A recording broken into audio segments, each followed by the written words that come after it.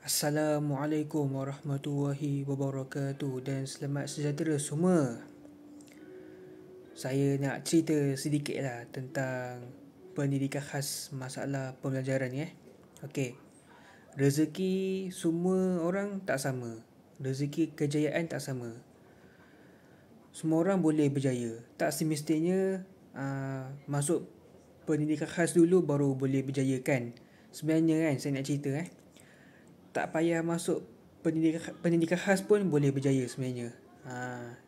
Jadi kejayaan semuanya hasil latihan dan semangat atas diri sendiri .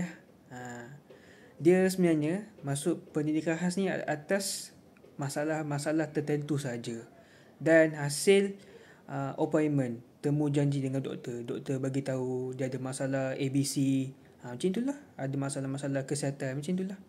Jadi bagi orang yang masalah pembelajaran, dia tak ada masalah kesihatan, alhamdulillah kan. Dia semuanya ujian-ujian tertentu lah. Tak payah masuk pendidikan khas pun tak apa. Dan ada setengah orang dia masalah pembelajaran juga, dia kesihatan alhamdulillah sihat kan. Dia terus masuk kemahiran, dia berjaya semua kan. Ada yang setengah orang dia tak minat ambil SPM pun, tapi alhamdulillah berjaya.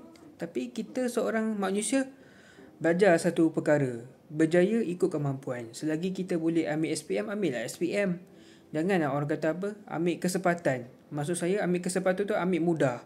Ambil mudah membuatkan jadi parah. Jangan macam tu.